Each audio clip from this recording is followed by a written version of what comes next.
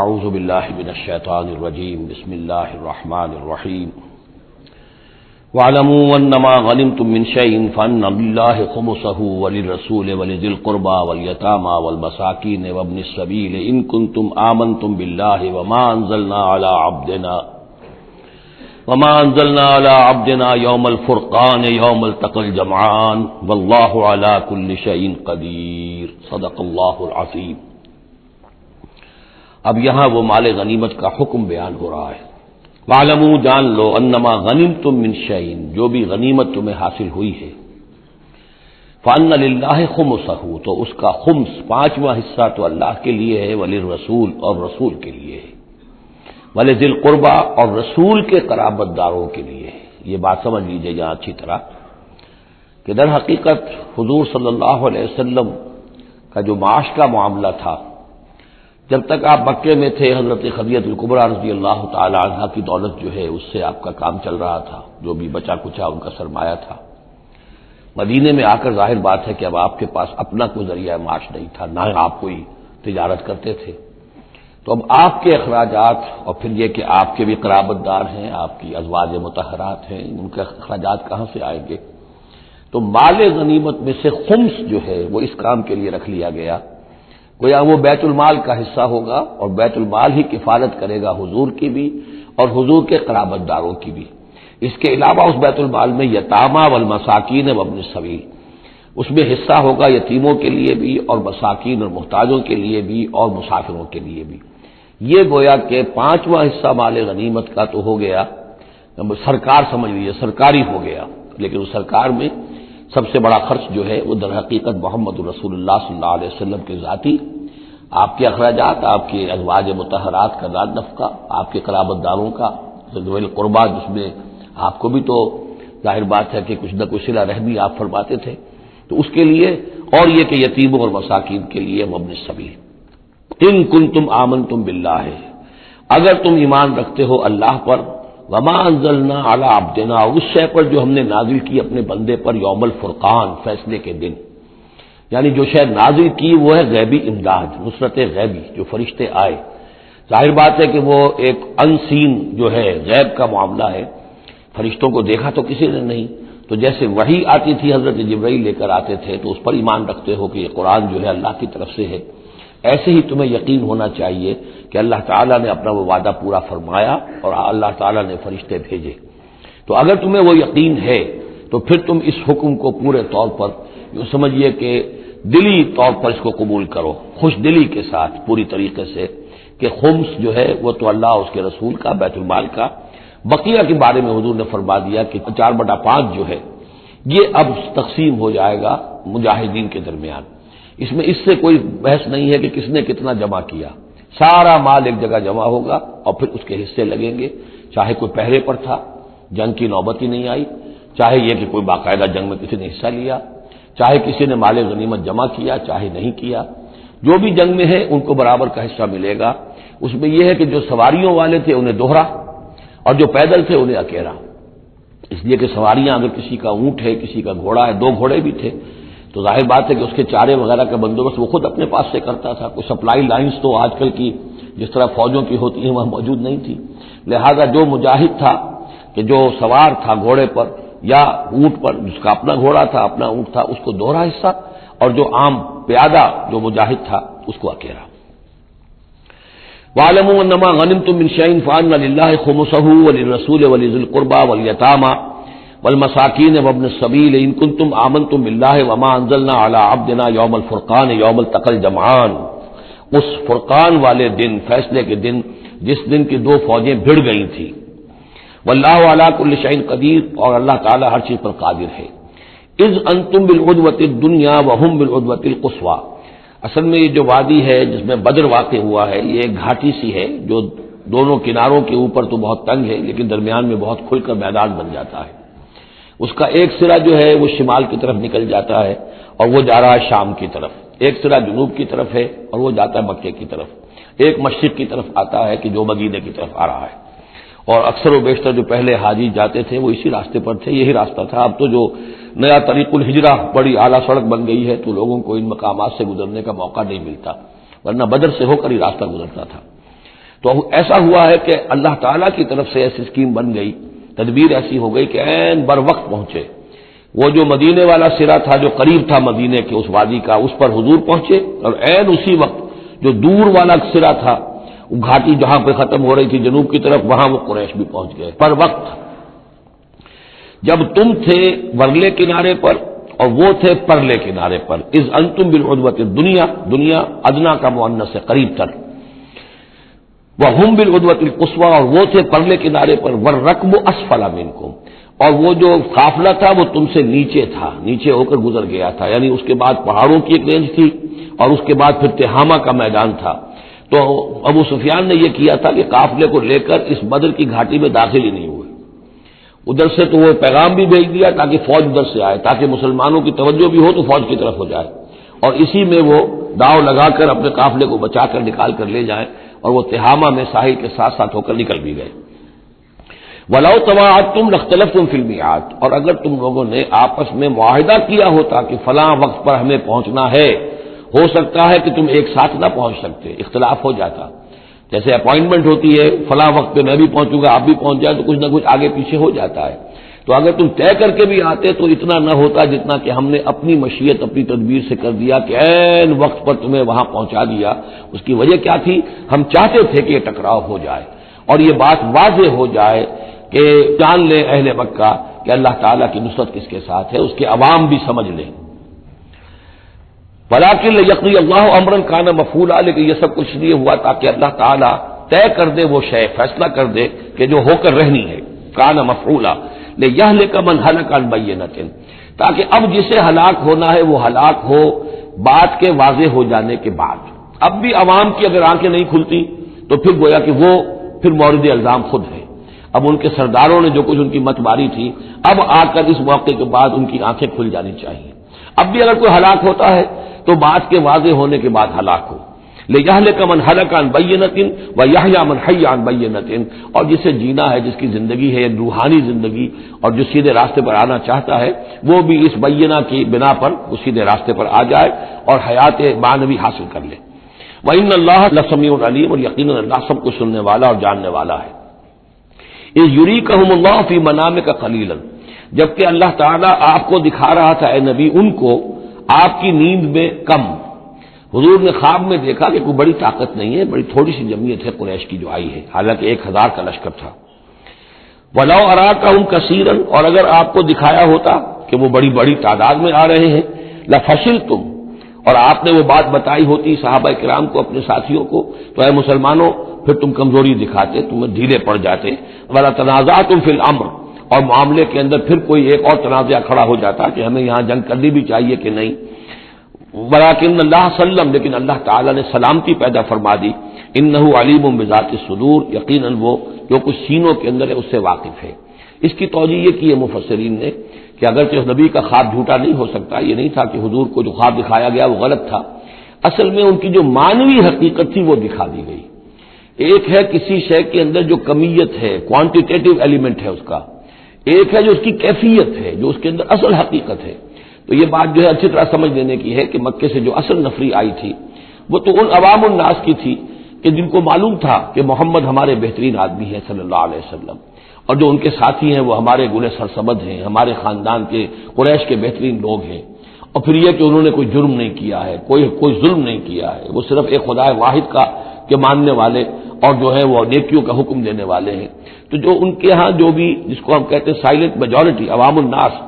ان کے دل اپنے لیڈروں کے ساتھ نہیں تھے۔ آ تو گئے تھے وہ ظاہر، ان کا جبر تھا، ان کا فیصلہ تھا، لیڈروں کا حکم تھا، آ گئے تھے، لیکن مارے باندھے کو آئے ہوئے تھے۔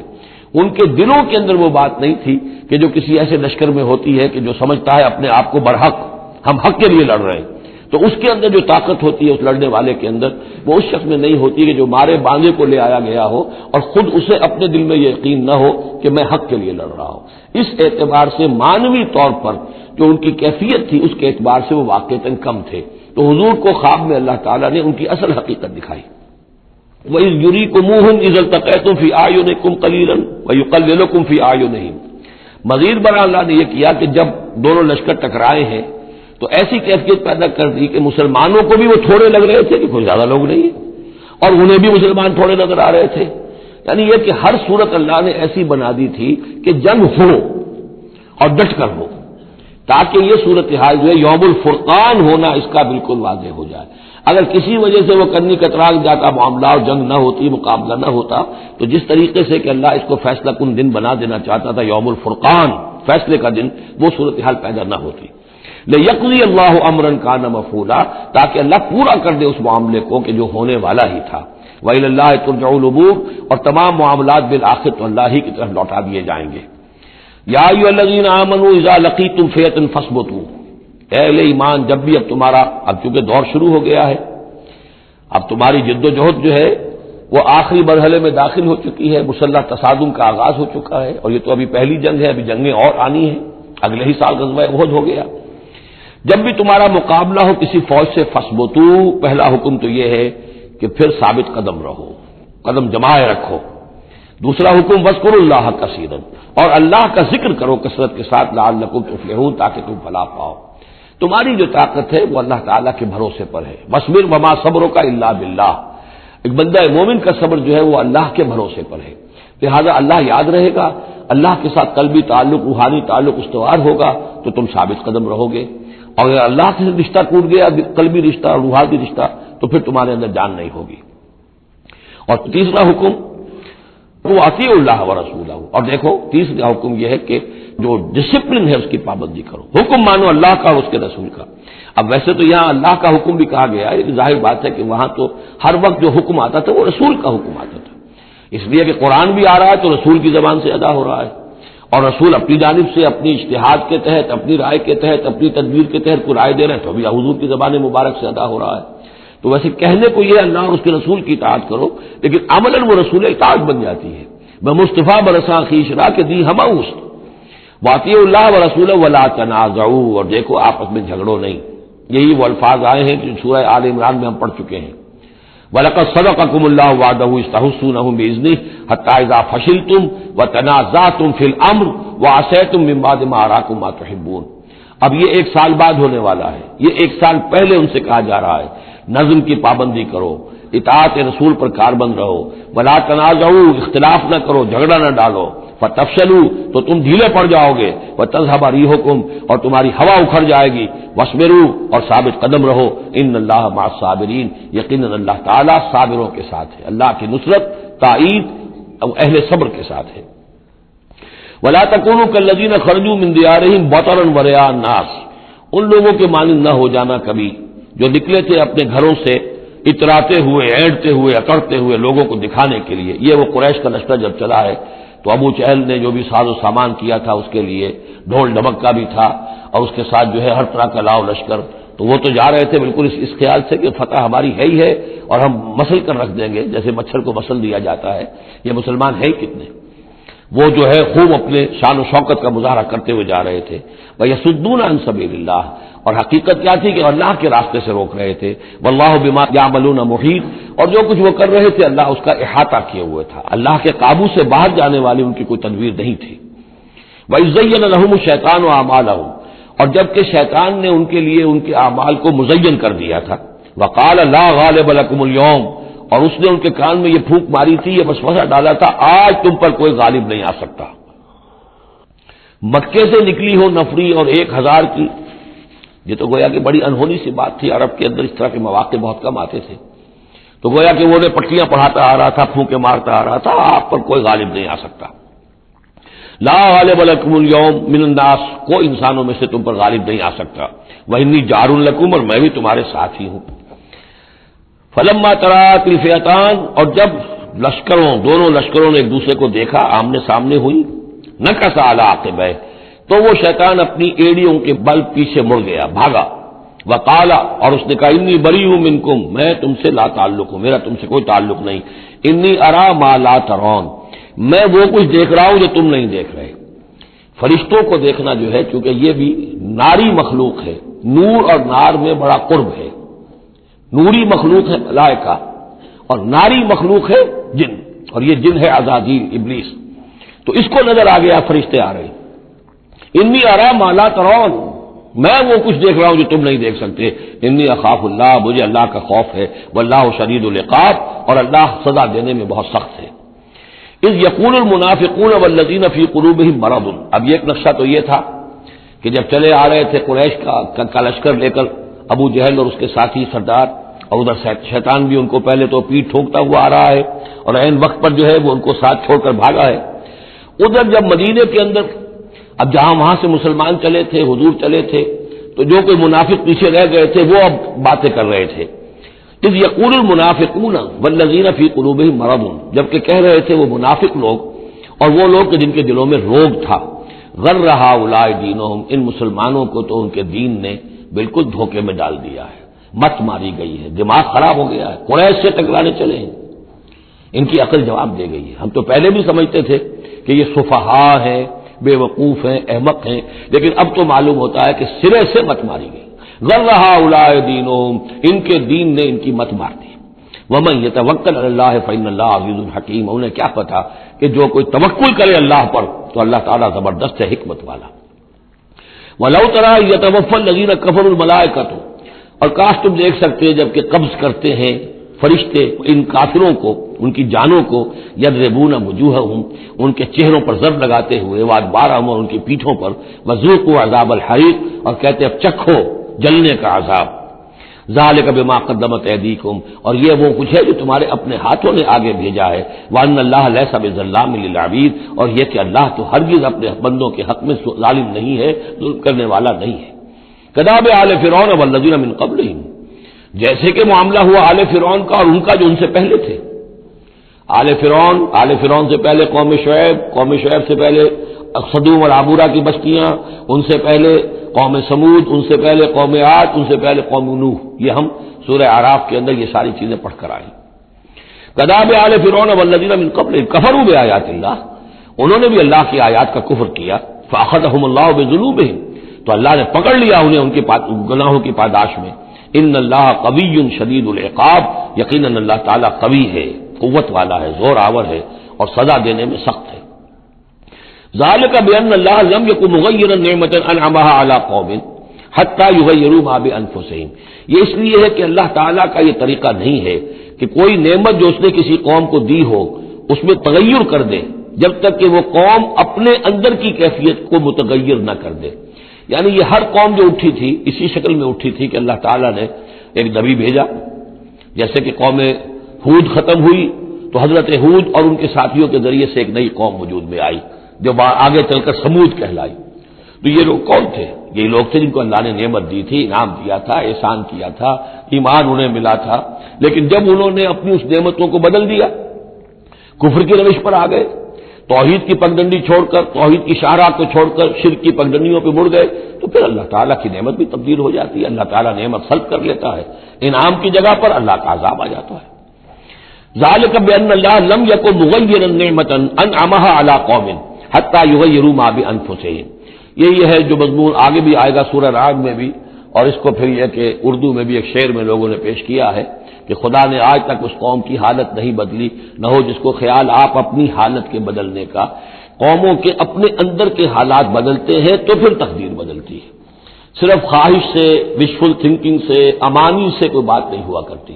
اور قوم ظاہر بات ہے کہ افراد پر مشتمل ہوتی ہے. پہلے کچھ افراد بدلیں گے، ان کے اندر قلب ماہیت ہوگی، ان کا باطن بدلے گا، ان کی سوچ، ان کے نظریات، ان کے خیالات، ان کے مقاصد، ان کی دلچسپیاں، ان کی امنگیں تبدیل ہو جائیں گی.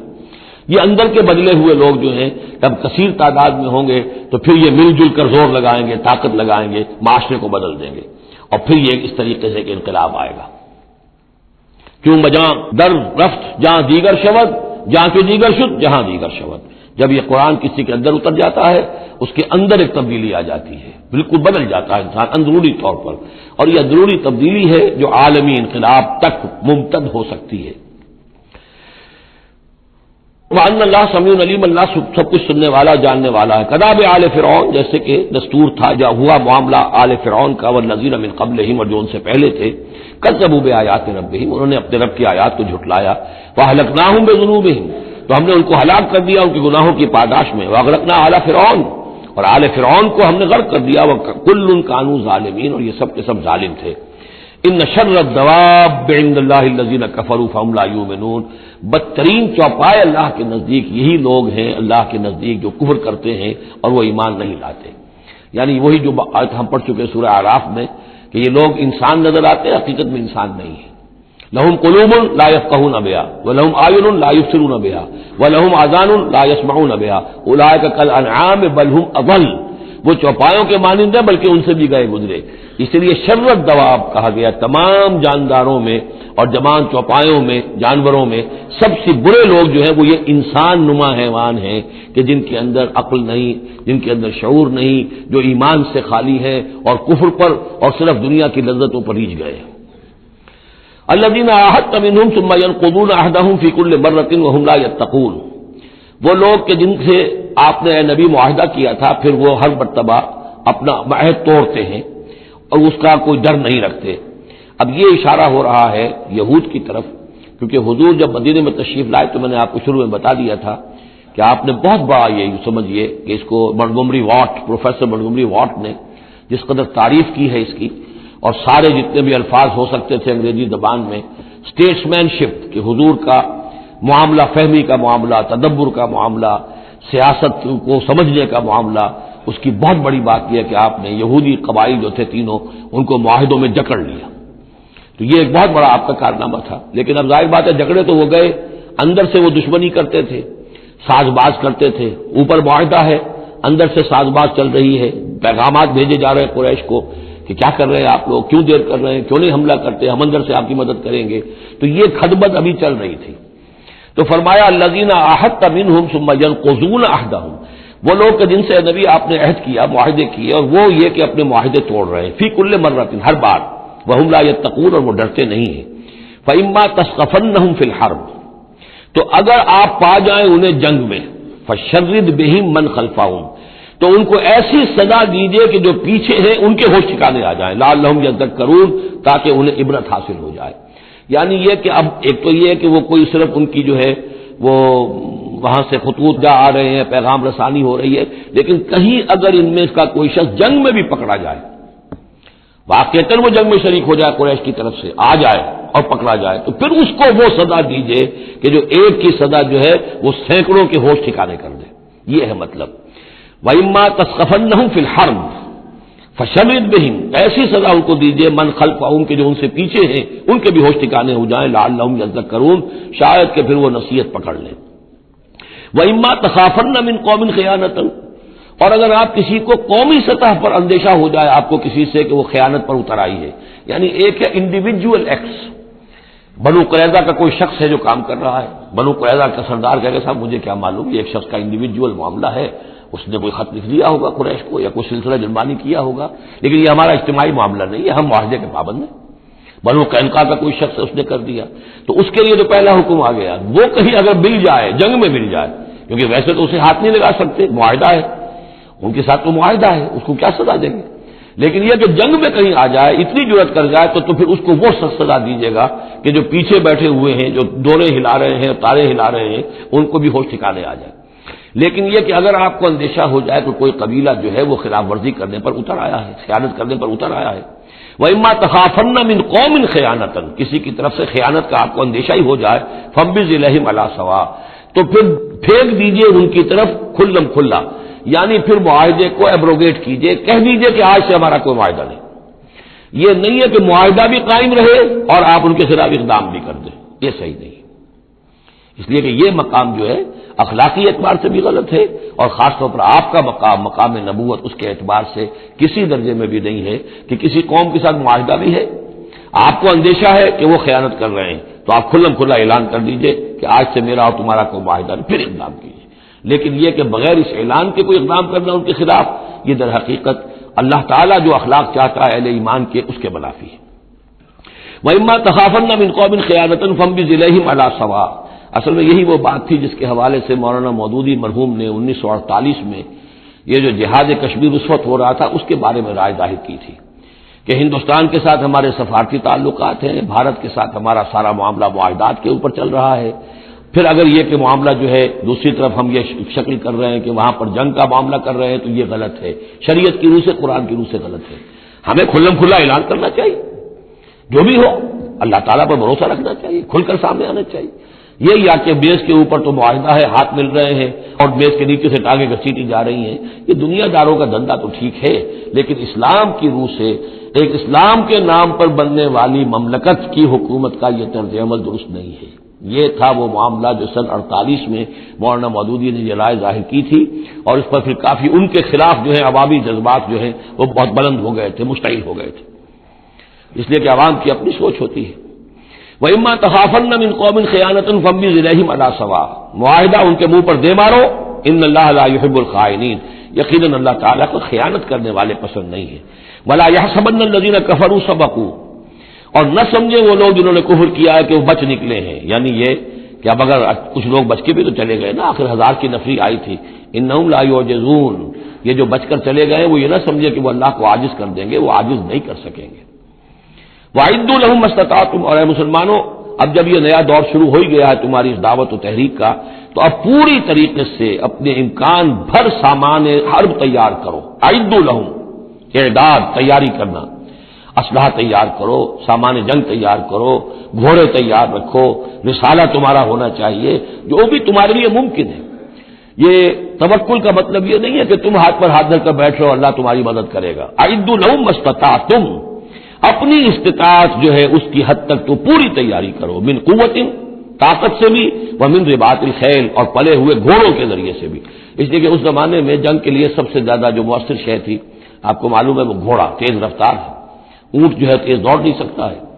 اور اسی حوالے سے آج سمجھ لیجئے ہمارے لیے بہت اہم مسئلہ ہے یہ، اللہ تعالیٰ نے شاید عالم اسلام میں پورے میں پتہ نہیں 50 60 70 کتنے ملک دنیا میں ہیں مسلمان کہلاتے ہیں، ایک ملک ہے صرف جسے ایٹمک صلاحیت دی ہے، اور یہ امانت پوری امت مسلمہ کی ہے، مسلمانوں نے پاکستان کے پاس، اور اس کے بارے میں اگر امریکہ کا دباؤ قبول کر لیا گیا تو یہ سب سے بڑی خیانت ہوگی اللہ کے ساتھ، امت مسلمہ کے ساتھ، اللہ کے دین کے ساتھ۔ وہ اسرائیل لے کر بیٹھا ہوا ہے ایٹم بم کے، اس کے پاس انبار لگے ہوئے، لیکن یہ ہے کہ ساری پالیسی جو چل رہی ہے وہ یہ کسی طریقے سے پاکستان کا، ایک عراق کے بارے میں اندیشہ ہوا تھا کہ اسے ایٹمی دانت نکل سکتے ہیں، اس ایک مرتبہ اس کا وہ ایٹمک پلانٹ جو ہے اس کا بھرکس نکال دیا تھا، دوسری مرتبہ یہ کہ اس کا پورا بھرکس ہی نکل گیا، اگلا پچھلا کھایا پیا سب اگلوا دیا۔ اور پاکستان پر سارا دباؤ، ساری ڈپلومیسی جو بھی چل رہی ہے اس وقت، کان کھولنے کی اور آنکھیں کھول کر دن گزارنے کی ضرورت ہے۔ ہمیں حکم یہ کہ جو بھی اللہ نے تمہیں دیا ہے، تمہارا امکان، جو بھی تمہارے پاس امکانی طاقت ہے اسے سنبھال کر رکھو، ڈیٹرنٹ۔ اعدوا لہم ما استطعتم من قوت ومن رباط الخیل ترہبون بہ عدو اللہ، تاکہ تم اللہ کے دشمنوں کو اس سے ڈرا سکو، یہی ہے ڈیٹرنٹ، تو معلوم ہو کہ ان کے پاس وہ طاقت ہے۔ وعدوکم، اور اپنے دشمنوں کو بھی ڈرا سکو، وآخرین من دونہم، ایک تو ہے اللہ کے دشمن اور تمہارے دشمن ایک اور بھی ہیں جو ان کے سوا ہیں، ان کے پرے ہیں، انہیں تم نہیں جانتے، لا تعلمونہم اللہ یعلمہم، اللہ انہیں جانتا ہے، یعنی وہ مارے آستین منافقین ہیں، یہ تمہاری اپنی آستینوں کے اندر بیٹھے ہوئے ہیں، تمہیں پتہ بھی نہیں ہے کہ وہ لوگ بھی در حقیقت ففتھ کالمسٹ عنصر ہے کہ جو در حقیقت تمہاری تباہی چاہتا ہے، بربادی چاہتا ہے۔ وما تنفقوا من شیء، اب ظاہر بات ہے کہ اگر ساز و سامان فراہم کرنا ہے، اسلحہ فراہم کرنا ہے، اور ساز و سامان کے لیے جو ہے گھوڑے تیار کرنے ہیں تو انفاق کرنا پڑے گا۔ انفقوا مما رزقناکم وما تنفقوا من شیء فی سبیل اللہ یوفی الیکم، اور دیکھو جو کچھ بھی تم خرچ کرو گے اللہ کی راہ میں وہ پورا پورا تمہیں مل جائے گا، پورا پورا دیا جائے گا، وانتم لا تظلمون، اور تم پر کوئی زیادتی نہیں ہوگی، تمہاری کوئی حق تلفی نہیں ہوگی۔ تم دو تو صحیح، اب وہ پورے 2 رکوع ذہن میں لے آئیے جو سورہ بقرہ میں ہم نے پڑھے تھے کہ اگر کوئی شخص اللہ کی راہ میں مال خرچ کرتا ہے، فی سبیل اللہ خرچ کرتا ہے، جیسے ایک دانہ جو ہے وہ زمین کے اندر ڈال دیتے ہو، اس سے جو ایک پودا نکلتا ہے، اس میں سٹے ہوتے ہیں، 7 سٹے ہیں، اور ہر سٹے کے اندر 100 دانے ہیں، تو وہ ایک دانہ 700 دانے پیدا کر رہا ہے، اور اللہ تعالیٰ جس کو چاہے گا 700 گنا سے بھی زیادہ اجر و ثواب دے گا۔ کہاں سیت کر رکھ رہے ہو اپنے پیسے، خرچ کر دو اسے، اس لیے کہ اب اس دعوت کا اور اس تحریک کا اور محمد رسول اللہ کی جو جد و جہد ہے اس کا وہ مرحلہ آ گیا ہے کہ اب ساز و سامان اور کیل کانٹے سے لیس ہونا ضروری ہے۔ وَأَعِدُّوا لَهُم مَّا اسْتَطَعْتُم مِّن قُوَّةٍ وَمِن رِّبَاطِ الْخَيْلِ تُرْهِبُونَ بِهِ عَدُوَّ اللَّهِ وَعَدُوَّكُمْ وَآخَرِينَ مِن دُونِهِمْ لَا تَعْلَمُونَهُمْ اللَّهُ يَعْلَمُهُمْ وَمَا تُنفِقُوا مِن شَيْءٍ فِي سَبِيلِ اللَّهِ يُوَفَّى إِلَيْكُمْ وَأَنتُمْ لَا تُظْلَمُونَ وَإِن جَنَحُوا لِلسَّلْمِ فَانجَحْ لَهَا، اور اے نبی اگر وہ اپنے بازو اپنے کندھے نیچے گرا دے امن کے لیے، صلح کے لیے، اگر قریش آمادہ ہو جاتے ہیں تو آپ بھی جھک جائیے، کوئی بات نہیں، صلح کر لیجیے۔ وتوکل علی اللہ، اللہ پر توکل کیجیے، یعنی یہ کہ اگر وہ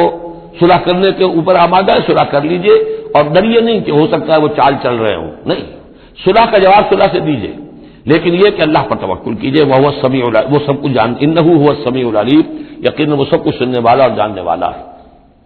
وَإِن يُرِيدُوا أَن يَخْدَعُوكَ، اور اگر وہ چاہتے ہو کہ آپ کو دھوکہ دے دیں، فَإِنَّ حَسْبَكَ اللَّهُ، تب بھی آپ نہ گھبرائیں، آپ کے لیے اللہ کافی ہے، اللہ کی طرف سے ضمانت ہے۔ هُوَ الَّذِي أَيَّدَكَ بِنَصْرِهِ وَبِالْمُؤْمِنِينَ، وہی تو ہے اللہ جس نے اے نبی آپ کی مدد کی ہے اپنی نصرت سے اور اہل ایمان کے ذریعے۔ یہ ذرا نوٹ کیجیے، اللہ نے محمد کی مدد کی ہے اہل ایمان کے ذریعے، یعنی اللہ تعالیٰ کا یہ فضل ہوا محمد رسول اللہ صلی اللہ علیہ وسلم پر کہ ایسے صحابہ عطا فرمائے جو مخلص تھے، کہ جہاں آپ کا پسینہ گرا وہاں انہوں نے اپنی خون کی ندیاں بہا دی۔ حضرت موسیٰ کو ایسے ساتھی میسر نہیں آئے، کیا حال تھا جبکہ ان کو کہا گیا اللہ کی راہ میں جنگ کرو، اور ان کا فرما بنتا وہ رب کا فقاتل انا ہؤلاء قاعدون، جاؤ تم جاؤ، ہم بیٹھے ہیں یہاں، رب انی لا املک الا نفسی واخی فافرق بیننا وبین القوم الفاسقین۔ یہاں یہ ہوا تھا جب دوسری مرتبہ مقام صفرا پر جب ہوئی ہے جو مشاورت، اور وہ بڑی یوں سمجھیے کہ کانٹے کی مشاورت تھی، وہاں بھی کچھ لوگ زور دے رہے تھے مسلسل کہ چلیے ہمیں چلنا چاہیے پہلے قافلے کی طرف، وہ تو آپ کو سیرت کی کتابوں میں پڑھنا ہوگا، لیکن یہ ہے کہ اس وقت حضور کا منشا یہ تھا، آپ بار بار کہتے تھے آپ اور لوگ مشورہ دیں، اور لوگ بھی مشورہ دیں۔ حضرت مقداد نے کھڑے ہو کر یہی بات کہی رضی اللہ تعالیٰ عنہ، اے نبی آپ ہمیں موسیٰ کے ساتھی نہ سمجھیے جنہوں نے کہہ دیا تھا وَسَبَّتَ وَرَبُّكَ فَقَاتِلْ إِنَّا هُنَا قَاعِدُونَ، ہم آپ کے ساتھی ہیں، آپ جو حکم دیں ہم حاضر ہیں۔ حضرت ابوبکر نے تقریر کی، حضرت عمر نے تقریر کی، حضور دیکھ رہے ہیں انصار کا کیا منشا ہے، ان کی کیا رائے ہے۔ پھر کھڑے ہوئے حضرت سعد، انہوں نے کہا ہے کانک تعنینا یا رسول اللہ، اے اللہ کے رسول شاید آپ کا روح سخن ہماری جانب ہے، شاید اس وجہ سے کہ ہمارا جو معاہدہ ہوا تھا بیعت عقبہ ثانیہ میں وہ یہ تھا کہ اگر مدینے پر حملہ ہوگا تو ہم آپ کی حفاظت کریں گے، شاید یہ گمان ہے آپ کا۔ فإنا آمنا بک وصدقناک، ہم آپ پر ایمان لا چکے، ہم نے آپ کی تصدیق کی، ہم نے آپ کو اللہ کا رسول مانا، اب ہمارے پاس کوئی آپشن نہیں ہے، خدا کی قسم اگر آپ اپنا گھوڑا سمندر میں ڈال دیں گے ہم بھی آپ کے پیچھے اپنی سواریاں سمندر میں ڈال دیں گے، اور خدا کی قسم اگر آپ ہمیں کہیں گے ہم اپنی اونٹنیوں کو دبلا کر دیں گے برق الغماد تک جا پہنچیں گے، یعنی یمن کا شہر ہے برق الغماد، وہاں تک پہنچ جائیں گے چاہے ہماری اونٹنیاں لاغر ہو جائیں۔ اس کے بعد حضور کا چہرہ کھل اٹھا کہ انصار کی طرف سے بھی ان کے ایک رئیس نے یہ بات کہی ہے، پھر آپ نے کہا چلو اب بدر کی طرف۔ تو یہ اللہ تعالیٰ نے گویا کہ حضور کی مدد کی ہے اہل ایمان سے۔ هو الذی ایدک بنصرہ، ایک تو اللہ کی مدد آئی آسمان سے، فرشتے آئے، اور ایک وبالمؤمنین، اور اہل ایمان کے ذریعے سے آپ کی مدد کی ہے۔ من انصاری الی اللہ، کون ہے میرا مددگار اللہ کی راہ میں۔ وَأَلَّفَ بَيْنَ قُلُوبِهِمْ، اور ان اہل ایمان کے دلوں میں اللہ نے محبت پیدا کر دی۔ لَوْ أَنفَقْتَ مَا فِي الْأَرْضِ جَمِيعًا مَا أَلَّفْتَ بَيْنَ قُلُوبِهِمْ، ارے نبی اگر آپ دولت کے ذریعے سے محبت پیدا کرتے کہ لوگوں کو زیادہ سے زیادہ ان کے دل کی نرمی کے لیے، تالیف قلب کے لیے جو ہے پیسے دیے جائیں، اگر زمین کی ساری دولت بھی آپ خرچ کر دیتے تو ان میں یہ تالیف، یہ الفت پیدا نہیں ہو سکتی تھی۔ وَلَٰكِنَّ اللَّهَ أَلَّفَ بَيْنَهُمْ، یہ تو اللہ تعالیٰ ہی نے ان کے مابین یہ الفت پیدا کر دی ہے۔ یہ ہم سورہ آل عمران میں بھی پڑھ چکے ہیں کہ تمہارا معاملہ جو ہے اذ کنتم اعداء فالف بین قلوبکم فاصبحتم بنعمتہ اخوانا، آیت نمبر 103 ہے سورہ آل عمران کی۔ وکنتم علی شفا حفرۃ من النار فانقذکم منها کذالک یبین اللہ لکم آیاتہ لعلکم تہتدون، تم تو تباہی کے آگ کے گڑھے کے کنارے تک پہنچ چکے تھے۔ ولکن اللہ الف بینہم انہ عزیز حکیم، یقیناً وہ زبردست ہے حکمت والا۔ یا ایھا النبی حسبک اللہ ومن اتبعک من المؤمنین، اے نبی آپ کے لیے اللہ کافی ہے اور وہ کہ جو پیروی کر رہے آپ کی اہل ایمان میں سے۔ ایک ترجمہ تو اس کا یہ ہوگا، یعنی جو اگر اوپر والی آیت کے ساتھ اس کو جوڑے، ایک یہ بھی ہو سکتا ہے اے نبی اللہ کافی ہے آپ کے لیے بھی اور جو آپ کی پیروی کرنے والے ہیں مسلمان ان کے لیے بھی، ان کے لیے بھی اللہ کفایت کرتا ہے، ان کی مدد کے لیے، ان کو سہارا دینے کے لیے۔ تو یہ ایسی کنسٹرکشن ہے جملے کی کہ دونوں معنی لیے جا سکتے ہیں۔ یا ایھا النبی حرض المؤمنین علی القتال، اب یہ تحریض کا لفظ پھر آ گیا جو سورہ نساء میں ہم پڑھ چکے ہیں۔ وحرض المؤمنین علی القتال، اے نبی شوق دلائیے، ترغیب دلائیے، ابھاریے، ایمان کے جذبات کو ذرا اپیل کیجئے اہل ایمان کے کہ وہ قتال پر آمادہ ہوں۔ یہ میں آپ کو بتا چکا ہوں کہ اعلان عام اس طریقے کا کہ فرض ہے جنگ میں نکلنا ہر مسلمان کے لیے، یہ صرف تبوک میں ہوا سن 9 میں جا کر۔ پورے 9 برس تک قتال فی سبیل اللہ کے لیے تحریض تھی، ترغیب تھی، اور یہ تحریض گاڑی ہو کر تحریض بن گئی، بس لازم نہیں تھا۔ اسی لیے ہم سورہ نساء میں پڑھ چکے ہیں کہ اس کے باوجود جو اس ترغیب کی وجہ سے آگے بڑھے قتال کے لیے نکلے ان کے اونچے درجات ہیں، لیکن یہ کہ جن لوگوں کو چونکہ فرض عین نہیں کیا گیا تھا لہذا اگر کوئی نہیں نکلے تو ان کے اوپر کوئی مواخذہ نہیں۔ لیکن یہ کہ غزوہ تبوک میں نفیر عام تھی کہ ہر صاحب ایمان کا نکلنا ضروری ہے۔ حرض المؤمنین علی القتال ان یکن منکم 20 صابرون، اگر تم میں سے 20 ہوں گے صبر کرنے والے، یغلبوا 200 تو وہ 200 پر غالب آ جائیں گے۔ وَإِن یکن منکم 100، اور اگر ہوں گے تم میں سے 100، یغلبوا 1000، وہ غالب آ جائیں گے 1000 پر، من الذین کفروا، کافروں میں سے، بأنہم قوم لا یفقہون، اس لیے کہ وہ سمجھ نہیں رکھتے۔ سمجھ سے مراد کیا ہے؟ انہیں اپنے موقف کی حقانیت کا یقین نہیں ہے۔ ایک شخص ہے جو جانتا ہے میں حق پر ہوں، میں حق کے لیے لڑ رہا ہوں۔ ایک شخص ہے ڈل مل ہے، ایسے ہی لڑ رہا ہے، مارے باندھے کو لڑ رہا ہے، کسی کے کہے سے آ گیا، مرسنری ہے، تنخواہ یافتہ ہے اس لیے آ گیا۔ اب اس میں زمین و آسمان کا فرق ہوگا۔ تو ان لوگوں کو چونکہ وہ شے حاصل نہیں ہے لہذا ان کی حالت کیا ہے کہ اگر آپ 10 ہوں گے 100 پر غالب آ جائیں گے۔ لیکن اس کے بعد جو اگلی آیت آ رہی ہے وہ گویا کہ اس کی کچھ عرصے کے بعد یقیناً نازل ہوگی، جو یہاں شامل کر دی گئی۔ الآن خفف اللہ عنکم، اب اللہ نے تم پر سے تخفیف کر دی ہے، وعلم ان فیکم ضعفا، اور اللہ کے علم میں ہے یہ بات کہ تمہارے اندر کچھ کمزوری آ گئی ہے۔ لیکن یہ کمزوری کیسے آئی ہے اس کو سمجھ لینا چاہیے۔ سابقون الاولون، مہاجرین اور انصار کے اندر کوئی کمزوری نہیں آئی معاذ اللہ، ابو بکر اور عمر میں یا سعد بن معاذ میں رضی اللہ تعالیٰ عنہ اجمعین، ان میں کوئی کمزوری نہیں آئی۔ لیکن جو نئے مسلمان آ رہے تھے جن کی ابھی تربیت نہیں ہوئی تھی، اوسط گر رہا ہے۔ ظاہر بات ہے جو نئے لوگوں کی تعداد بڑھ رہی ہے، جن کی تربیت اتنی نہیں ہوئی ہے، جن کے اندر ایمان ابھی اتنا گہرا نہیں اترا ہے، اتنا راسخ نہیں ہوا ہے، تو اس کے حوالے سے اب فرض کیجئے کہ 1000 کے اندر پہلے تو ایسے ہوتے تھے کچے پکے جو ہیں وہ 20 ہیں، 50 ہیں، 100 ہیں، اب یہ ہے کہ ان کی تعداد بڑھتی جا رہی ہے اگر، تو نتیجہ کیا ہوگا کہ اوسط جو ہے وہ گر جائے گی۔ اس اوسط کے اعتبار سے اب تمہارے اندر کچھ کمزوری آ گئی ہے۔ فَإِن یَکُن مِّنکُم 100 صابرۃ یغلبوا 200، اب بھی یہ ہے کہ اگر تمہارے اندر 100 ہوں گے کہ جو صبر کرنے والے ہوں گے وہ 200 پر غالب آ جائیں گے۔ وَإِن یَکُن مِّنکُم 1000، اور اگر تم میں سے 1000 ہوں گے، یغلبوا 2000 بِإِذْنِ اللَّهِ، تو وہ 2000 پر غالب آ جائیں گے اللہ کے اذن سے۔ وَاللَّهُ مَعَ الصَّابِرِينَ، اور یقیناً اللہ صبر کرنے والوں کے ساتھ ہے۔ مَا كَانَ لِنَبِيٍّ أَن يَكُونَ لَهُ أَسْرَىٰ، اب یہ ایک اور بہت نازک معاملہ ہوا جو غزوہ بدر کے بعد کہ وہ جو 70 قیدی پکڑے گئے ان کا کیا کیا جائے۔ جو قریش کے 70 قیدی، اب اس کی ایک شکل تو یہ تھی، مشاورت کی حضور نے، حضرت ابوبکر کی ایک رائے تھی، حضور کی اپنی رائے بھی وہی تھی، اس لیے کہ جو مزاج حضور کا تھا، آپ شفیق، نرم، رؤوف، رقیق القلب، یہی معاملہ حضرت ابوبکر کا تھا۔ حضرت عمر تھے سخت، اشدہم فی امر اللہ عمر، حضرت عمر کی یہ رائے تھی کہ ان سب کو قتل کر دینا چاہیے، اگر ہم نے فدیہ لے کر یا قوم معاف کر دیا ویسے ہی چھوڑ دیا یہ پھر دوبارہ آئیں گے، کفر کو تقویت حاصل ہوگی۔ تو اس کو تو جب تک کہ کفر کی کمر ٹوٹ نہ جائے، یہ سانپ جو ہے جب تک کہ پوری طرح کچلا نہ جائے اس وقت تک جو ہے ہمیں کوئی نرمی نہیں کرنی چاہیے، بلکہ وہ اس حد تک تھے کہ ہم میں سے یہ جو قیدی آئے ہیں جو ان کے قریب ترین عزیز ہوں، بس مہاجرین کے اندر وہ لوگ موجود تھے، قریش کے جو لوگ پکڑے گئے ہیں تو مہاجرین جو تھے یہاں صحابہ کرام وہ بھی تو قرشی تھے، تو اپنے قریب ترین عزیزوں کو اپنے ہاتھ سے قتل کریں، یہ حضرت عمر کی رائے تھی۔ حضور صلی اللہ علیہ وسلم کی رائے اور حضرت ابوبکر کی رائے بھی یہ تھی کہ نہیں، نرمی کی جائے، فدیہ لے کر چھوڑ دیا جائے۔ فیصلہ ہو گیا، اس پر عمل ہو گیا، لیکن پھر جو یہ آیت اتری ہے یہ پھر بہت سخت ہے، اس میں اس فیصلے کو غلط قرار دیا گیا، اگرچہ فیصلہ ہو گیا ٹھیک ہے، لیکن یہ کہ اس کے اوپر گرفت ہوئی ہے کہ یہ نہیں ہونا چاہیے تھا۔ یہ مضمون بنیادی طور پر یہ سورہ محمد میں آئے گا صلی اللہ علیہ وسلم، اور وہاں تفصیل کے ساتھ اس کی پوری بات آ چکی ہے، اور چونکہ سورہ محمد سورہ بقرہ سے بھی پہلے نازل ہو چکی تھی، سورۃ القتال،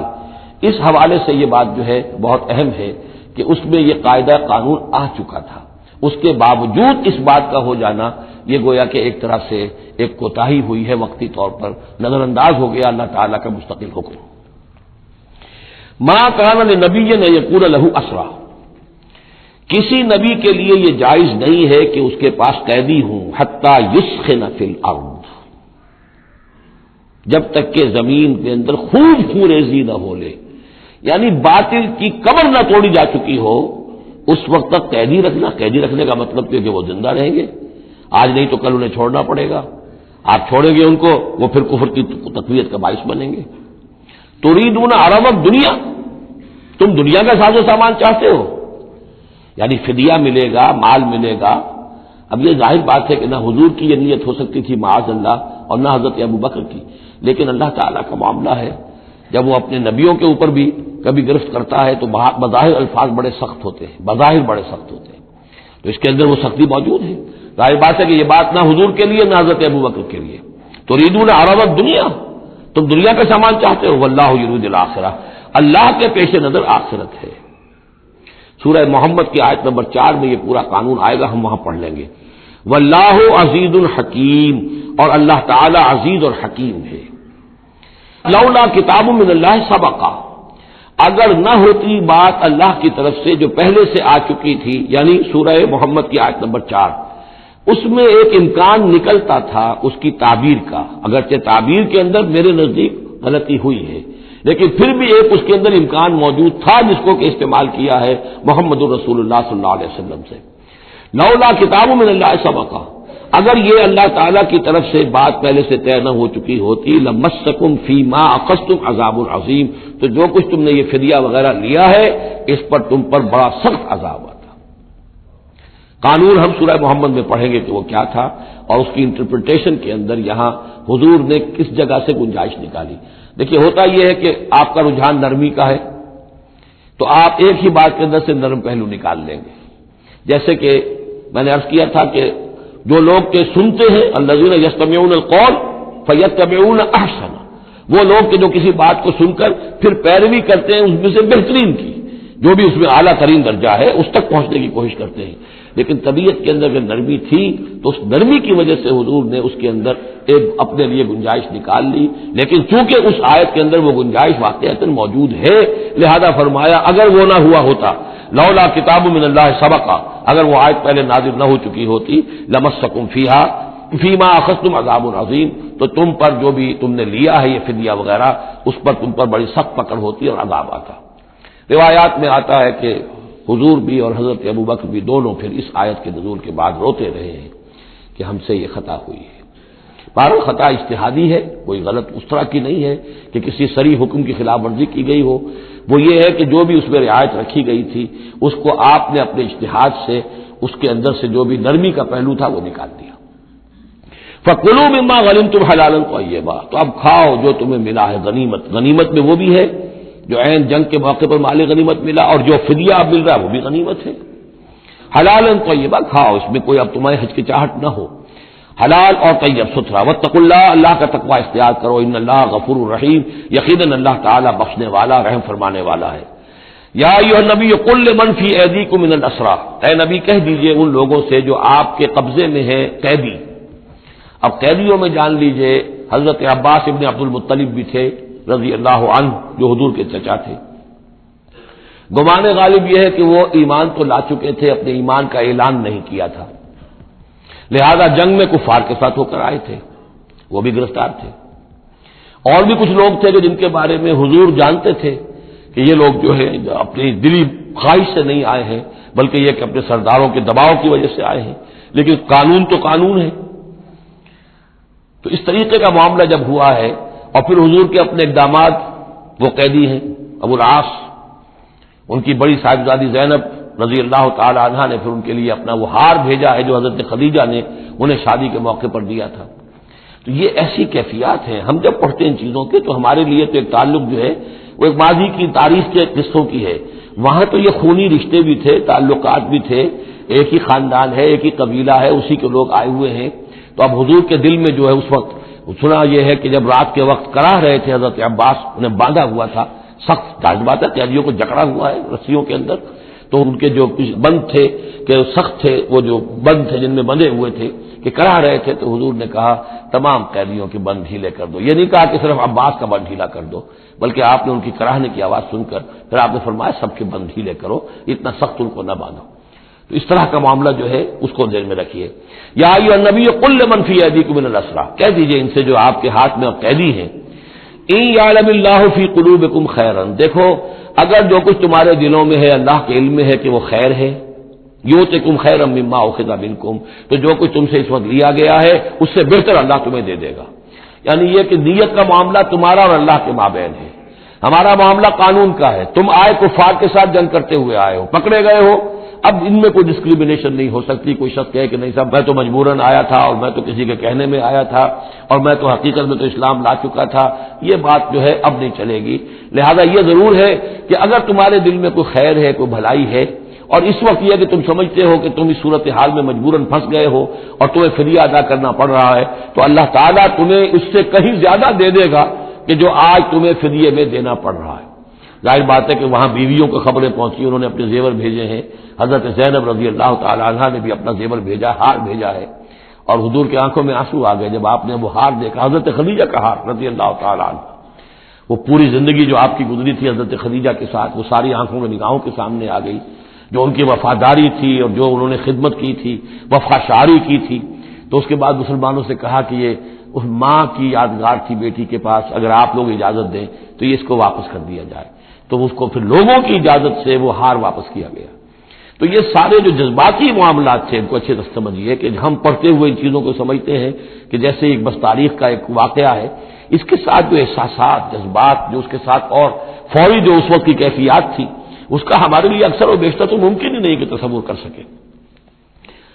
یا ایھا النبی قل لمن فی ایدیکم من الاسریٰ، اے نبی کہہ دیجئے ان لوگوں سے جو آپ لوگوں کے قبضے میں ہیں اس وقت، ان قیدیوں میں سے، ان یعلم اللہ فی قلوبکم خیرا، اگر اللہ کے علم میں ہے کہ تمہارے دل میں خیر ہے، یؤتکم خیرا مما اخذ منکم، تو جو کچھ تم سے لیا گیا ہے اللہ اس سے بہتر تمہیں دے دے گا، ویغفر لکم، اور تمہیں بخش دے گا، واللہ غفور الرحیم، اور اللہ غفور الرحیم ہے. وَإِن يُرِيدُوا خِيَانَتَكَ، اور اگر یہ آپ سے خیانت کرنا چاہیں، جھوٹ بول رہے ہوں، جھوٹی قسمیں کھا رہے ہوں کہ ہمارے ساتھ تو معاملہ یوں ہو گیا تھا اور ایسے آ گئے تھے، فقد خان اللہ من قبل، تو پھر یہ پہلے اللہ سے بھی خیانتیں کرتے رہے ہیں. منہم فامکن منکم، اللہ تعالیٰ نے ان کو پکڑوا دیا. واللہ علیم الحکیم، اللہ حکیم اور علیم ہے. اب یہ یوں سمجھیے کہ کنکلوڈنگ آیات ہے سورہ مبارکہ کی. ان الذین آمنوا وہاجروا وجاہدوا باموالہم وانفسہم فی سبیل اللہ والذین آووا ونصروا اولئک بعضهم اولیاء بعض، یقیناً وہ لوگ جو ایمان لائے اور جنہوں نے ہجرت کی اور جہاد کیا اپنے اموالوں اور جانوں کے ساتھ اللہ کی راہ میں، اور وہ لوگ جنہوں نے انہیں پناہ دی اور ان کی مدد کی، اولئک بعضهم اولیاء بعض، یہ وہ لوگ ہیں کہ جو ایک دوسرے کے ساتھی ہیں، رفیق ہیں. یہ آپ نے بات سمجھ لی. اس وقت تک مسلمان معاشرہ جو ہے یہ دو حصوں میں علیحدہ علیحدہ منقسم تھا، مہاجرین، انصار. اگرچہ مہاجرین اور انصار کو بھائی بھائی بنایا جا چکا تھا، لیکن ظاہر بات ہے کہ صرف اس طرح کے تعلق سے وہ پورا جو قبائلی نظام جو ہے وہ ایک دم تو تلپٹ نہیں ہو جاتا. تو اس وقت تک یہ صورتحال بھی یہ ہے کہ جو پہلے جو 8 مہمیں حضور نے بھیجی ہیں اس میں کسی انصاری کو شریک نہیں کیا، وہ ایکسکلوسیولی مہاجر فینومینن تھا. جنگ بدر میں پہلی مرتبہ جو ہے انصار شریک ہوئے ہیں، ورنہ پہلے صرف مہاجرین تھے. لہذا وہ پہلی آیت جو ہے ان الذین آمنوا، وہ لوگ جو ایمان لائے، وہاجروا، انہوں نے مکے سے ہجرت کی، مدینے آ گئے، وجاہدوا باموالہم وانفسہم فی سبیل اللہ، اور انصار مدینہ تو اب جہاد میں شریک ہوئے ہیں. یہ 1.5 سال سے اس جہاد میں پہلے سے چلے آ رہے ہیں کہ پوری 8 مہمیں جو پہلے کی ہیں وہ ایکسکلوسیو جو ہیں وہ صرف مہاجرین نے کی ہیں. وجاہدوا باموالہم وانفسہم فی سبیل اللہ، یہ ایک طبقہ ہو گیا، ایک جماعت ہو گئی. والذین آووا، اور انصار کی شان کیا ہے؟ انہوں نے انہیں جگہ دی، پناہ دی، اپنے گھر تقسیم کر دیے، اپنی دکانیں تقسیم کر دی، اور اس طریقے سے مسلمانوں کے لیے اپنے دلوں میں بھی اور اپنے گھروں میں بھی پوری جگہ پیدا کی. اولئک بعضهم اولیاء بعض، انہوں نے مدد بھی کی، یہ سب ایک دوسرے کے ساتھی ہیں. والذین آمنوا ولم یہاجروا، اور وہ لوگ کہ جو ایمان لائے لیکن ہجرت نہیں کی، ما لکم من ولایتہم من شیء، تمہارا ان کے ساتھ اب کوئی تعلق نہیں. آگے چل کر سورہ نساء میں جو بعد میں نازل ہوئی ہیں، پڑھ چکے ہم پہلے، ان میں تو یہ ہے کہ وہ کافر اور منافق قرار دیا گیا، ان کے ساتھ وہی سلوک کرو جو کافروں کے ساتھ ہے، انہیں پکڑو اور قتل کرو. الا یہ کہ کسی ایسی قبیلے سے ہوں جن کے ساتھ تمہارا معاہدہ ہو، وہ پورا قانون وہاں آ گیا ہے۔ لیکن یہاں بھی پہلی بات بتا دی گئی، اب کوئی ولایت باہمی تمہاری ان کے ساتھ نہیں ہے۔ یعنی فرض کیجئے کوئی شخص کہتا ہے میں تو ایمان لا چکا تھا، مجبوراً آیا تھا، آئے تھے لیکن ہجرت کیوں نہیں کی؟ جب ہجرت نہیں کی تو اب تمہارا شمار ہوگا انہی لوگوں کے ساتھ جن کے ساتھ تم جنگ کر کے آئے ہو۔ تم یہ نہیں کہہ سکتے کہ میرا تعلق جو ہے اہل ایمان سے شمار کیا جانا چاہیے۔ والذین آمنوا ولم یہاجروا ما لکم من ولایتہم من شیء، تو کوئی تمہاری ان سے رفاقت نہیں ہے، کوئی تعلق نہیں ہے، کوئی عہد نہیں ہے، کوئی قول و قرار نہیں ہے۔ یہ آیت بھی معلوم ہوتا ہے کہ انہی جو اسیر تھے غزوہ بدر کے، انہی کی طرف اصل میں روح سخن ہے۔ حتیٰ یہاجروا، جب تک کہ وہ ہجرت نہ کریں، ہاں واپس جائیں، فدیہ دے کر جائیں، پھر ہجرت کر کے آ جائیں تو ٹھیک ہے، پھر وہ مسلمانوں میں سے ہوں گے، تمہارے بھائی ہوں گے، تمہارے حمایتی ہوں گے اور تم ان کی حمایت کرو گے۔ وَإِنِ اسْتَنصَرُوكُمْ فِي الدِّينِ، اور وہ لوگ کہ جو ایمان تو لائے لیکن ہجرت نہیں کی، اپنے اپنے قبیلوں میں رہے یا مکے میں رہے، اگر وہ تم سے مدد مانگے دین میں، فَعَلَيْكُمُ النَّصْرُ، تو اے مسلمانوں تم پر واجب ہے ان کی مدد کرنا۔ إِلَّا عَلَىٰ قَوْمٍ بَيْنَكُمْ وَبَيْنَهُم مِّيثَاقٌ، سوائے اس کے کہ وہ کسی ایسی قوم سے تعلق رکھتے ہوں کہ جن کے تمہارے درمیان کوئی معاہدہ ہے۔ اگر کوئی قبیلہ ہے کہ جس کے ساتھ حضور نے معاہدہ کیا ہوا صلح کا، اور وہاں کوئی مسلمان ہے اور وہ ہجرت تو کر نہیں رہا، وہاں سے وہ مدد کی درخواست کرتا ہے کہ میری مدد کی جائے، تو اس کے خلاف اس کی مدد نہیں کی جائے گی، اس لیے کہ قوم کے ساتھ معاہدہ ہے۔ واللہ بما تعملون بصیر، اور جو کچھ تم کر رہے ہو اللہ اسے دیکھ رہا ہے۔ والذین کفروا بعضهم اولیاء بعض، اور وہ لوگ جنہوں نے کفر کیا وہ ایک دوسرے کے ساتھی ہیں، ایک دوسرے کے حمایتی ہیں، ایک دوسرے کے پشت پناہ ہیں۔ عرب قبائلی معاشرے کے اندر یہ جو ولایت کا معاملہ ہوتا تھا، اس میں پھر یہ ذمہ داریاں بھی آتی تھیں۔ کسی کے اوپر تاوان پڑ گیا ہے تو جو اس کے ولی ہیں، جو اس کے حلیف ہیں، ان کو بھی تاوان میں سے حصہ میں دینا پڑتا تھا۔ کوئی قیدی ہو گیا ہے، اسے کوئی فدیہ دینا ہے، تو جو اس کے حلیف ہیں، جب اس کے گھر والے بھی وہ فدیے کے لیے رقم جمع کریں گے تو وہ حلیف بھی اس کے اندر اپنا حصہ ڈالیں گے۔ تو یہ تو معاشرے کے اندر جو قبائلی معاشرہ ہوتا ہے یہ چیزیں ہوتی ہیں۔ تو یہاں فرما دیا گیا جو کافر ہیں وہ ایک دوسرے کے حلیف ہیں، جو اہل ایمان ہے وہ ایک دوسرے کے حلیف ہیں، لیکن اہل ایمان میں سے جو ہجرت نہیں کرتے وہ اہل ایمان کے حلیف نہیں ہے، بلکہ وہ تو انہی کافروں کے ساتھ شمار ہوگا ان کا جن کے ہاں وہ رہ رہے ہیں۔ البتہ یہ کہ اگر وہ مدد طلب کریں تمہیں مدد کرنی ہوگی، بشرطے کہ ان کے قبیلے سے تمہارا کوئی معاہدہ نہ ہو۔ الا تفعلوا ہو، اگر تم ان چیزوں کی پابندی نہ کرو، ایک مسلمان ہے وہاں سے اس نے خط لکھ دیا ہے کہ مجھے یہاں ستایا جا رہا ہے، حالانکہ اس قبیلے سے آپ کا معاہدہ اور آپ چڑھ دوڑے اس قبیلے کے اوپر، تو یہ معاملہ نہیں چلے گا دنیا کے اندر۔ ہر چیز کا ایک قاعدہ ہے، قانون ہے، اسے وہاں سے ہجرت کرنی چاہیے، یا ہجرت نہیں کر رہا ہے تو تکلیف جھیلنی چاہیے، برداشت کرنی چاہیے۔ مسلمان مدد نہیں کر سکتے چونکہ اس کے قبیلے سے مسلمانوں کا معاہدہ ہے۔ الا تفعلوا ہو، اگر یہ قواعد و ضوابط پیش نظر نہیں رکھو گے، ان کی پابندی نہیں کرو گے، تکن فتنۃ، تو پھر تو یہ ہے کہ فساد برپا ہو جائے گا، فتنہ پھیلے گا، فی الارض و فساد کبیر، اور بہت بڑی جو ہے بدامنی ہو جائے گی۔ اب وہ آیت آگے جس کا میں نے ذکر کیا تھا، والذین آمنوا وہاجروا وجاہدوا فی سبیل اللہ والذین آووا ونصروا اولئک هم المؤمنون حقا۔ اب ان دو طبقات کو جمع کر دیا گیا، والذین آمنوا وہاجروا وجاہدوا فی سبیل اللہ والذین آووا ونصروا، ویسے یہ کہ وہ لوگ جو ایمان لائے اور جنہوں نے ہجرت کی اور جنہوں نے جہاد کیا اللہ کی راہ میں، یعنی یہ مہاجرین، والذین آووا، اور وہ انصار مدینہ جنہوں نے انہیں پناہ دی، انہیں جگہ دی، انہیں اکوموڈیٹ کیا، والذین آووا ونصروا، اور نصرت کی، اولئک هم المؤمنون حقا لهم مغفرۃ ورزق کریم، ان کے لیے مغفرت ہے اور رزق کریم ہے۔ تو مومن حقیقی کی تعریف یہاں پر جو آئی ہے دو حصوں میں بٹ کر، وہ میں چاہتا ہوں کہ پھر اچھی طریقے سے آپ سمجھ لیں، انتہائی اہم بات ہے یہ۔ ایک مسلمان کے لیے بنی الاسلام علی خمس، 5 چیزیں ہیں، کلمہ شہادت، نماز، روزہ، حج، زکوٰۃ، لیکن حقیقی مومن ہونے کے لیے 2 چیزیں اور بڑھیں گی،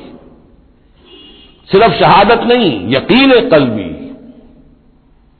اور نماز، روزہ، حج، زکوٰۃ کے ساتھ جہاد فی سبیل اللہ۔ گویا کہ 7 چیزیں ہوں گی، 7 شرطیں پوری ہوں گی تو ایک شخص بندہ مومن کہلائے گا۔ یہ تعریف ہے کہ جو سورہ الحجرات کی آیت نمبر 14-15 میں آئی، وہاں پہلے فرمایا قالت الاعراب آمنا قل لم تؤمنوا ولکن قولوا اسلمنا ولما يدخل الايمان في قلوبكم، یہ بدو کہہ رہے ہیں ہم ایمان لے آئے، اے نبی ان سے کہہ دیجئے تم ایمان نہیں لائے ہو، بلکہ یوں کہو کہ مسلمان ہو گئے، ہم نے اطاعت قبول کر لی ہے، ابھی تک ایمان تمہارے دلوں میں داخل نہیں ہوا۔ اب اگلی آیت میں پھر اسی سیاق کے اندر اگلی آیت میں مومن کون ہے؟ انما المؤمنون الذین آمنوا باللہ ورسولہ ثم لم یرتابوا،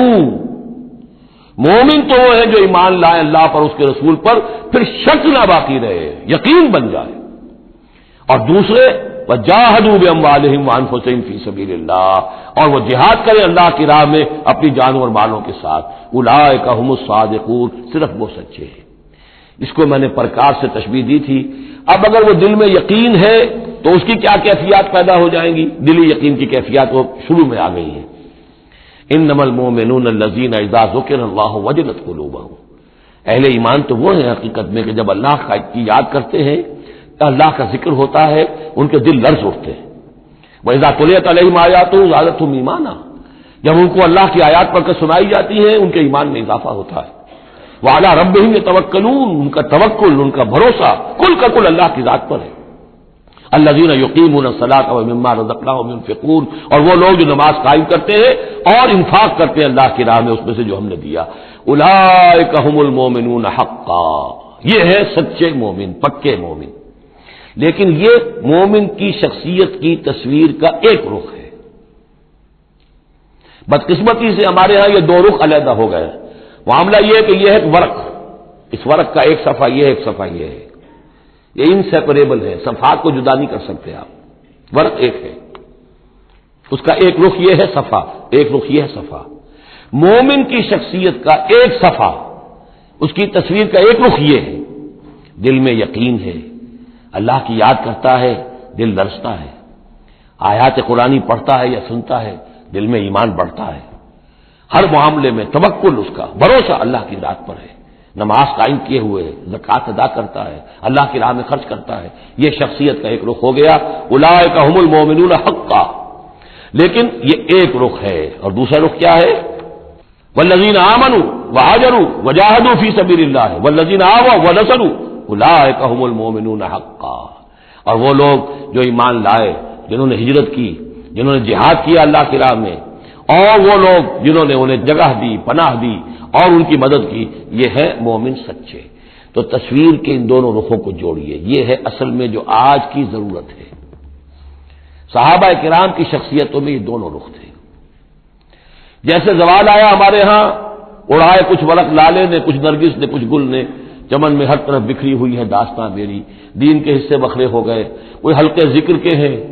تو ان کو جہاد وغیرہ سے کوئی غرض نہیں، کوئی جہادی تحریکیں ہیں تو ان کے اندر جو ہے وہ دوسری کیفیات نہیں۔ اس طرح کے معاملات جو ہے تقسیم ہو چکے ہیں۔ جب تک کہ یہ مکمل شخصیتیں وجود میں نہیں آئیں گی، یہ ظاہر بات ہے صحابہ کی کمیت کے اعتبار سے تو وہاں تک نہیں پہنچ سکتے، لیکن ان کا عکس تو ہو، اس طرح کی کیفیت متوازن طریقے پر۔ اگر 25% ادھر ہے 25% ادھر بھی ہو، 10% ادھر ہے 10% ادھر بھی ہو، لیکن ایک ہی طرف 70% ہو جائے، دوسری طرف 0 ہو، وہ معاملہ گڑبڑ ہے۔ یہ دونوں جو رخ ہے شخصیت کے، ان کو جمع کرنے کی ضرورت ہے۔ اولئک هم المؤمنون حقا لهم مغفرۃ ورزق کریم، ان کے لیے مغفرت ہے اور رزق کریم ہے۔ اللهم ربنا اجعلنا منهم، اللهم ربنا اجعلنا منهم والذین آمنوا من بعد وهاجروا وجاهدوا، اور جو لوگ بعد میں ایمان لائے یا لائیں گے اور ہجرت کریں، جہاد کریں، وجاہدوا معکم، تمہارے ساتھ ہو کر جہاد کریں، فاولئک منکم، تو اے مسلمانوں وہ تم ہی میں سے ہیں، تمہاری جماعت، تمہاری امت حزب اللہ کے حصے ہوں گے۔ وَأُولُو الْأَرْحَامِ بَعْضُهُمْ أَوْلَىٰ بِبَعْضٍ فِي کتاب اللہ، البتہ اللہ کا جو قانون ہے، جو شریعت ہے، مثلا جو وراثت کا معاملہ ہے، اس کا تعلق جو اولو الارحام کے ساتھ ہے۔ یہ جو بھائی چارہ تھا اس کے بنا پر وراثت نہیں ہے، وراثت ہوگی وہی جو رحمی رشتے ہیں جن کے بنا پر کہ وراثت کا قانون بنا دیا گیا۔ اولو الارحام بعضهم اولیٰ ببعض فی کتاب اللہ، اللہ کی شریعت کے ضابطے کے قانون میں بہرحال جو رحمی رشتے ہیں وہ یقیناً مقدم ہے۔ ان اللہ بکل شیء علیم، یقیناً اللہ تعالی ہر چیز کا علم رکھتا ہے۔ بارک اللہ لی ولکم فی القرآن العظیم ونفعنی وإیاکم بالآیات والذکر الحکیم۔